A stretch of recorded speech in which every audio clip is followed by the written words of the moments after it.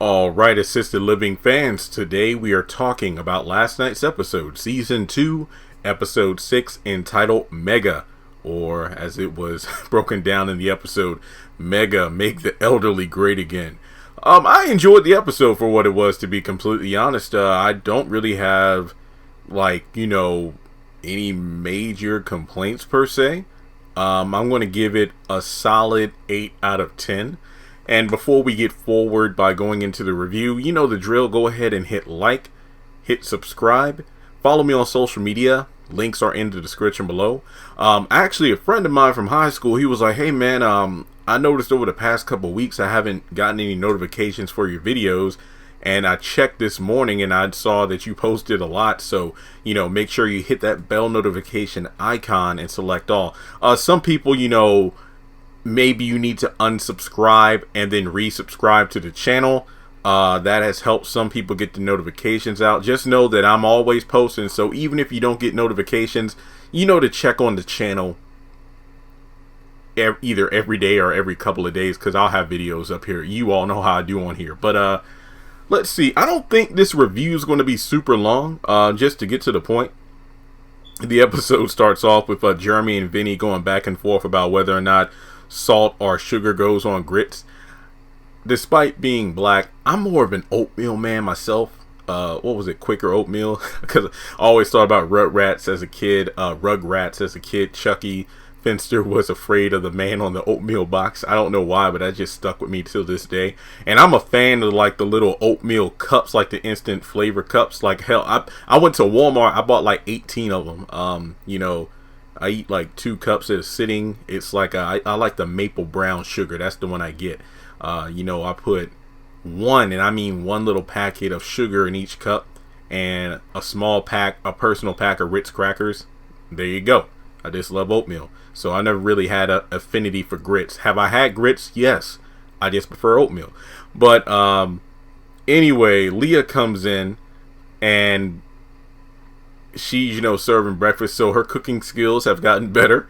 But the thing about it is, she screams at Jeremy, hey, the trash collection, the garbage man is here. So Jeremy, in robe, runs outside with the bags of trash, and unfortunately he wasn't able to make it because the garbage man just drove off. So Mr. Brown comes in, and they were like, oh yeah, we got a problem with the garbage man. What, they ain't take Vinny with them?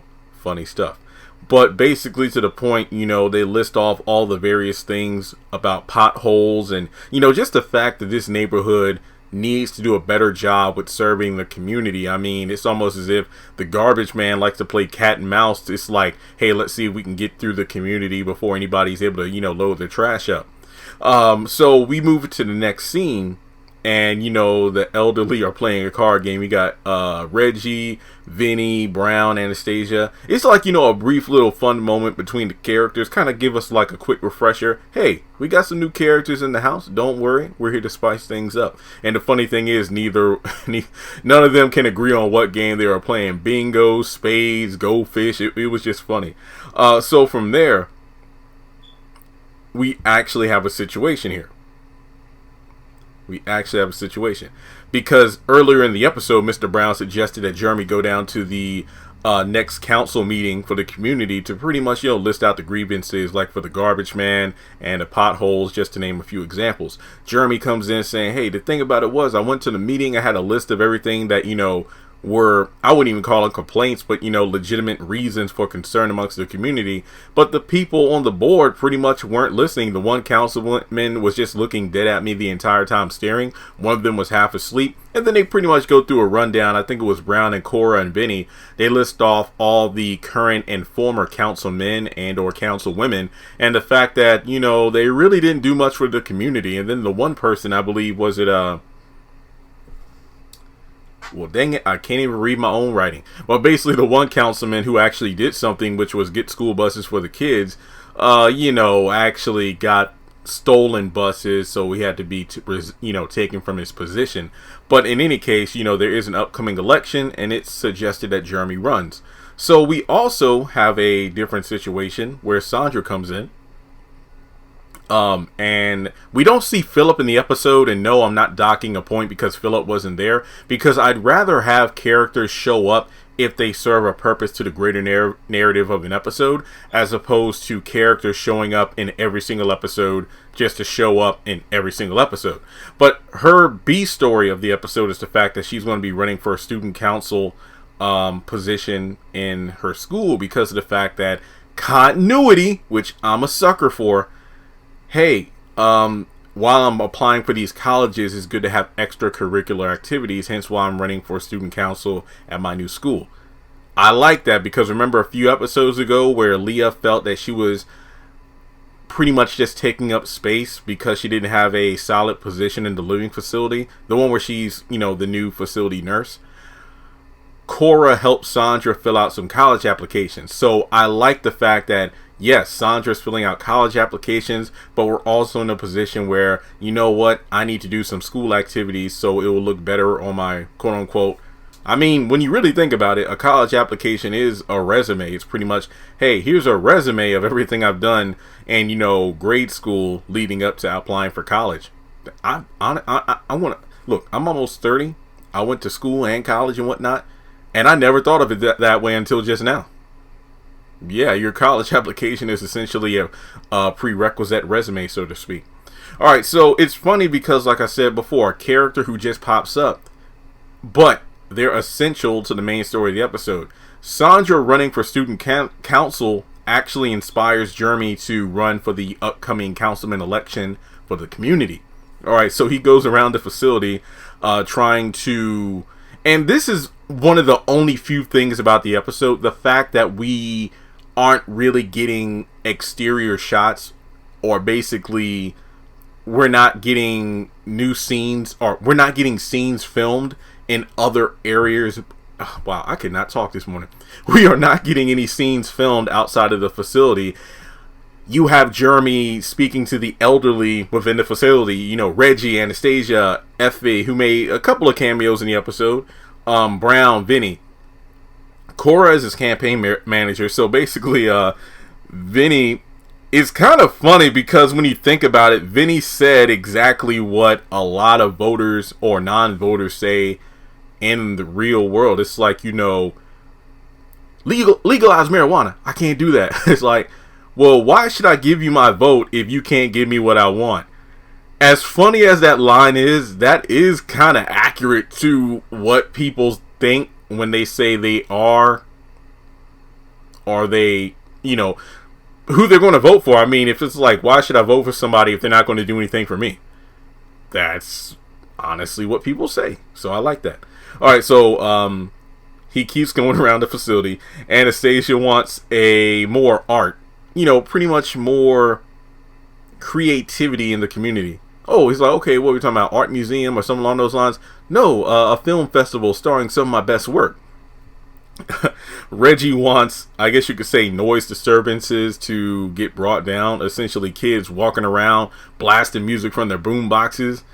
F.A. wants Sanford and Son brought back, not in the whole ridiculous reboot fashion that's happening nowadays, but bring back the original cast, aka resurrect Red Fox. Brown wants to keep cats out. He wants to build a wall, and I feel like, yeah, this is a tongue-in-cheek nod to Trump's border wall, which didn't Biden revive that project, if I'm not mistaken? Look, ever since I've been at home, the news is always on as compared to when I was in my apartment and I was pretty much, in control of the TV. So whenever I walk into the living room, it's either Family Feud, a news network, Bluey if my nephew has the control, or my mom watching a Lifetime movie or ordering some stuff she don't need off HGTV. But I can't shade her because I've had so many Amazon and other packages get delivered throughout the week since I moved back. It's kind of a competition between us to see who has the most boxes by the end of the week. But in any case, the cat border wall, they always judge you. Them cats, they're gonna pay for it too. So from there, Jeremy's kind of defeated, as in, okay, I really don't know what these people want because it's been established that the elder vote is the most important vote within the community, which makes sense because, the adults and elderly kind of outnumber everybody else. So from there, Cora gets some bad news because she gets an alert that somebody else has decided to enter the race. Turns out it's Vinny. And that's when he pulls out the mega hats, make the elderly great again. So it's almost as if the house is kind of split down the middle. Where you got Brown and Reggie. Oh, Mr. Brown is actually Vinny's campaign manager. So you got Brown and Reggie on the side of Vinny. F.A. and Anastasia seem to be on Jeremy's side, so they decide to actually have a debate. And the debate is held within the living room area of the facility. And I was like, dang, wow, this is taking me back to, mid to late 2020 when the debates were going down and, people on social media were going at it even more than they were this time last year in regards to the virus, as well as Black Lives Matter and George Floyd. So I was like, whoo, flashbacks. So they really don't get far into the debate because they keep talking over each other. I'm like, wow, this is literally mimicking real life. And which took me back to SNL when they did the Trump and Biden election spoofs. And I'm still in awe of how well Jim Carrey portrayed Biden, or President Biden, excuse me. But essentially the debate actually gets cut off early because at the core of it, the reason Vinny ran and, was so adamant on going against Jeremy is due to the fact that he doesn't feel important. It almost seems like, he feels neglected by Jeremy. So it's, and not me, Jeremy on the show. It's actually an interesting nod to, what was it, episode 2 of this season, where Leah felt underappreciated or undervalued. Just because of the fact that she doesn't feel like she's needed around the facility. And Vinny feels the same way. So, Leah calls it off and clears the room, and Jeremy and Vinny actually have a touching moment where it's like, Vinny just feels like he isn't being heard, and Jeremy recognizes, well, the thing about it is, 9 times out of 10, it's hard for me to take you seriously because you're either being sarcastic or vulgar, so why didn't you just tell me what you need? It was a good moment. It's just the fact that, most people hide their necessity or vulnerability with crude humor or being mean. So from Jeremy's perspective, I can understand why, I didn't know that you felt neglected, because of the fact that more often than not, the way you perceive yourself or the way you quote unquote perform, it's like you don't want to be bothered with anybody. So yeah, well, to be fair, Jeremy did ask him what he would need or to secure his vote, and Vinny was talking about nachos and marijuana. So so yeah, they had an open line of dialogue. And there was also a brief scene going back to the B plot. Sandra was in her room upset about the upcoming debate that she would have with her opponent at school, due to the fact that there was a meme floating around of her face being photoshopped on a bird. And Leah quoted Michelle Obama as like, if your opponent takes the low road, you need to take the high road, and that cheers her up. So then we get to the final scene, and Sandra comes back. Hey, I'm back from school from my first student council meeting, because she won due to the fact that she took her mom or Michelle Obama's advice and said, you know what, when I got on stage, I mentioned the fact that, when your opponent decides to take the low road, take the high road, due to the fact that my opponent put a meme out there about me, but I want to put a stop or do what I can to kind of put a stop to internet and cyberbullying. And I like the fact that Sandra was able to utilize what her opponent flung at her, what's it called, mudslinging and propaganda, political stuff, and pretty much utilize that to work for her own campaign. It's like, hey, your student council, potential student council president, put out a negative meme about me, aka cyberbullying. Is that somebody you want, representing the students? And I'm like, that was pretty damn clever. So excited that she won. However, we get to the true final moment of the episode, where Jeremy, Leah, and Vinny are sitting on the couch watching the results. And unfortunately, neither of them won because, was it Kurtman? I think I finally was able to decipher my own handwriting. But I believe former Councilman Kurtman made a last-minute bid on the ballot and actually won the election. So, as I predicted in my episode, or my episode trailer breakdown, I figured that neither one of them would win, due to the fact that you can't have one of these main characters win a position like that and then not have them be shown doing what they, would do as councilmen. So yeah, it kind of sucks, but that's literally how it goes, because more often than not, people will vote for what they're familiar with as opposed to something brand new, even if it's something for their benefit. So overall, I thought this was a pretty solid episode. As I said before, we did a great job kind of going from scene to scene. The pacing was good. I didn't feel bored even for a second. It was just a fun ride.